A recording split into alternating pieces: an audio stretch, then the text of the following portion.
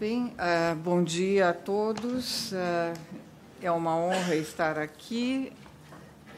Uma grande alegria estar com alguns amigos que não vi há algum tempo. E quero dizer que eu me sinto até um pouco intimidada depois de tudo que ouvimos com grandes especialistas e grandes estudiosos, de me atrever a falar um pouco sobre esse tema. Bom, na verdade, por que Joaquim de Flora, por que Vieira? Porque eles seriam momentos nessa concepção interpretativa da teoria da história que vai influir profundamente sobre o Agostinho da Silva, embora Agostinho faça uma leitura toda própria, toda pessoal dessa tradição. Bom, eu dividi em 3 tópicos, começando pelo Joaquim de Flora, embora eu ache que esteja repetindo para pessoas que conhecem muito bem esse assunto, de modo que eu vou tentar dizer da maneira mais breve possível, porque eu acho que, na verdade, eu estou falando para especialistas e a minha contribuição é extremamente simples. Então, Joaquim de Flora é uma espécie de herdeiro do Santo Agostinho, da tradição inaugurada por Santo Agostinho,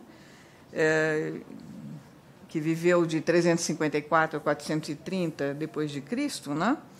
No que tange à proposição de uma filosofia da história. Santo Agostinho é a grande figura da patrística que vai interpretar a história à luz de um exame do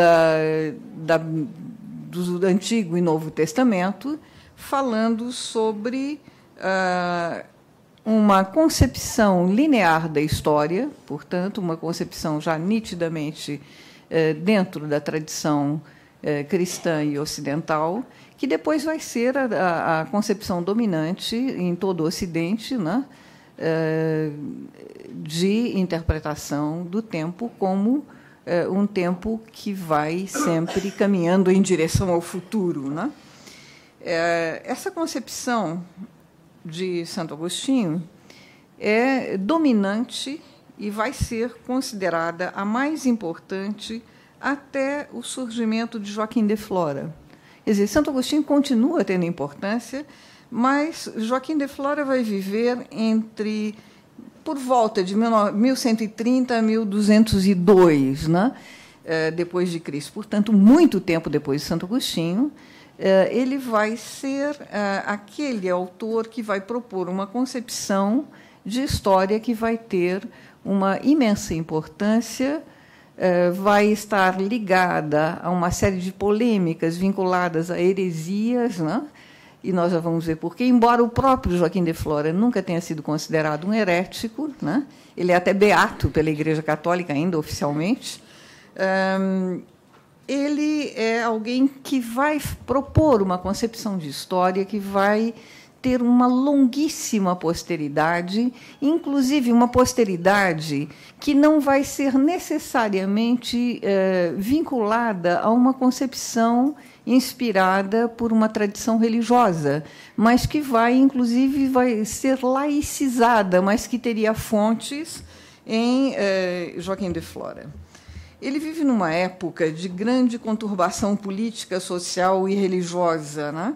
E ele vai propor uma teoria interpretativa da história que tem como eixo dessa compreensão do tempo não mais a figura do Cristo, né? Ela não é cristocêntrica, como a perspectiva proposta, por exemplo, pelo Santo Agostinho, mas ela é apoiada na terceira figura da Trindade, o Espírito Santo. Bem, essa concepção de tempo, né, vai ser uma meditação, então, sobre a figura da Trindade, que se expressa através de 3 pessoas: o Deus Criador, o Pai, o Filho e o Espírito Santo. Ele vai mostrar o reflexo dessa concepção trinitária de Deus no tempo do mundo, entendida como uma sucessão de 3 etapas ou grandes períodos, nos quais se refletiriam sucessivamente as qualidades de cada um desses aspectos de Deus. O exame do Antigo e o Novo Testamento, a ênfase na revelação de São João, que é o Apocalipse, né, servem de base para uma hermenêutica que tem como objetivo mostrar a concordância entre o Antigo e o Novo Testamentos e a prefiguração da vinda do Cristo, bem como a prefiguração também de um tempo ulterior, que seria o da vinda do Espírito Santo. Essa concepção é muito interessante pelo procedimento hermenêutico, né, em que a decifração do Novo Testamento é feita a partir da prefiguração da vinda do Cristo e da própria evolução da história, já contidas no próprio Antigo Testamento.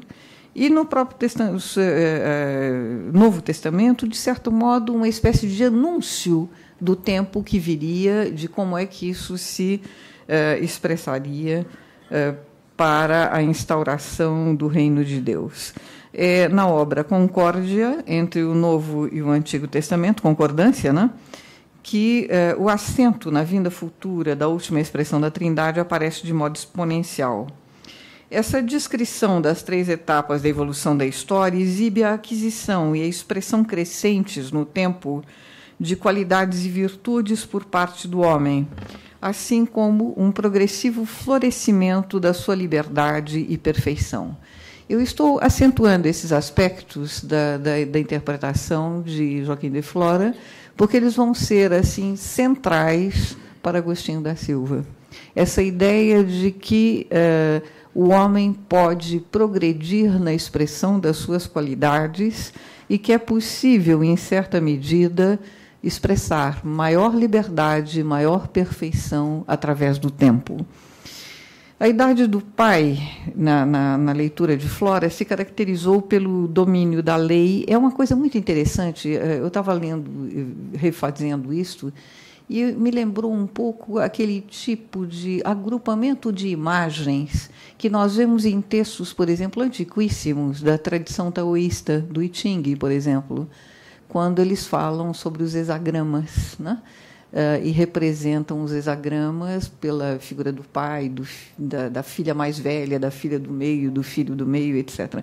É curiosíssimo porque há expressões, inclusive, para a representação das imagens das figuras da Trindade que lembram muito essa sucessão que aparece, por exemplo, nesses textos. Ou seja, nós estaríamos diante de conteúdos provavelmente arquetípicos, né? Como diria a tradição junguiana contemporânea, né? Então, a idade do pai se caracterizaria pelo domínio da lei, do conhecimento, do temor de Deus, a valorização dos velhos e da sabedoria dos velhos. Ela é representada pelo inverno, a noite, as ervas e a água. E é por isso que eu estou me lembrando do I Ching, porque a representação das figuras do pai ou do filho mais velho, etc., são pensadas pelo agrupamento desse mesmo tipo de imagens. A idade do filho, Cristo, se caracteriza pelo predomínio da graça, da sabedoria, da fé, da valorização dos jovens. E seus emblemas são a primavera, a aurora, as espigas, o vinho.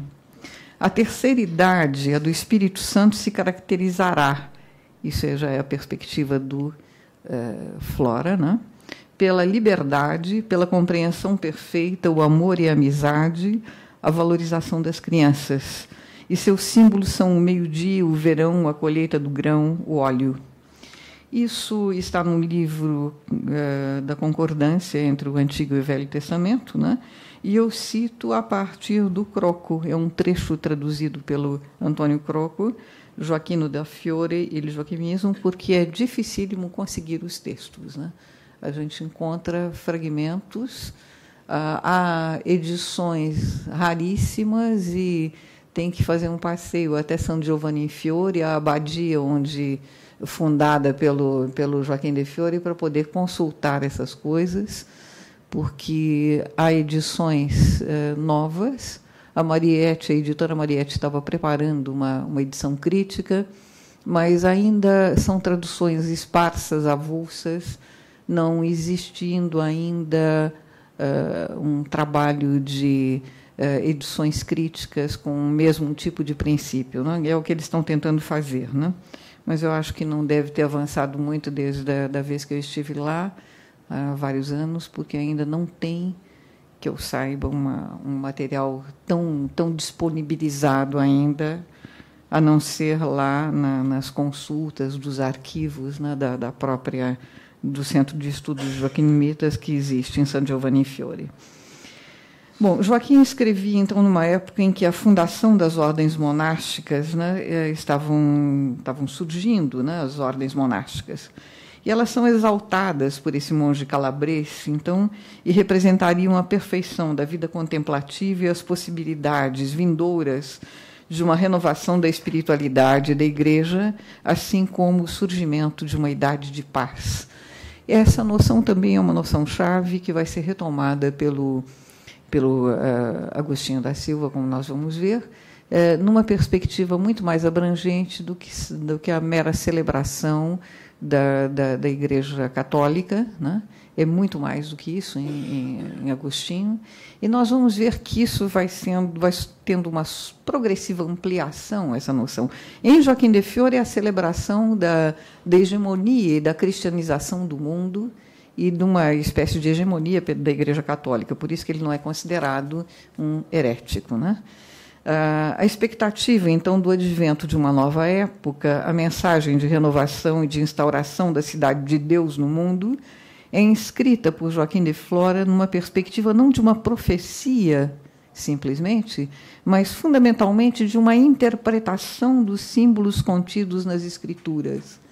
Ele não se apresenta como um profeta, mas como um bom hermeneuta, né? Essas considerações também aparecem num texto de um professor, por sinal, aqui da UNB, de História, cujo sobrenome eu não conheço, é Dubroruca.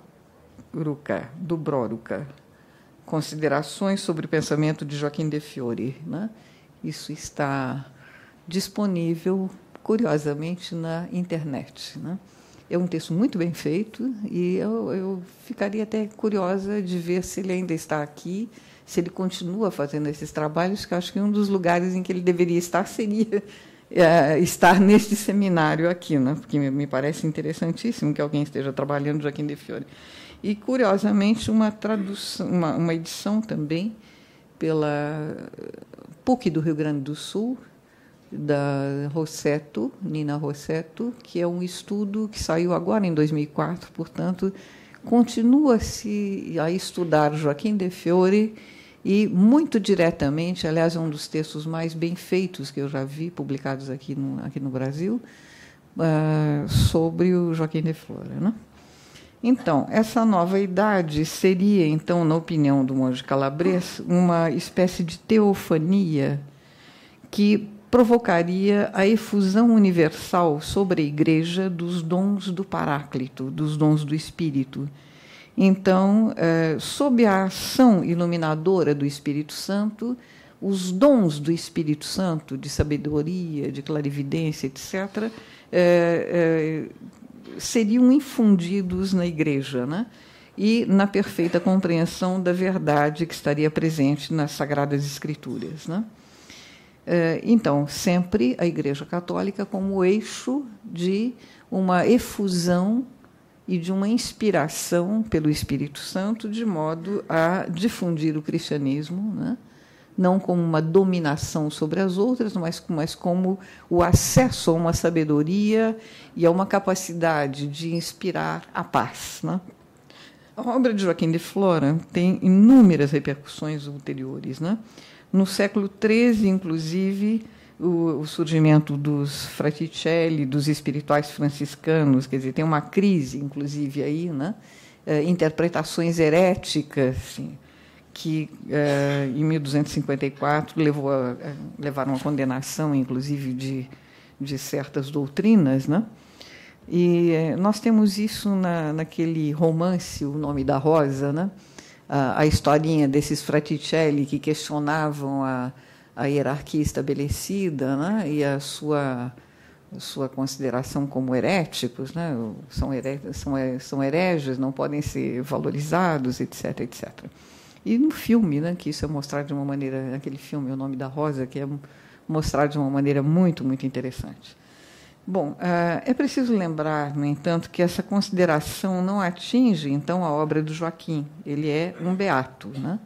Então, ele foi, inclusive, estimulado pelos papas da época, né, a continuar a fazer essa interpretação da história, inclusive porque, nessa interpretação, a Igreja Católica assume um papel, inclusive, preponderante, né, na difusão do reino do Espírito, de uma nova era, de um novo tempo.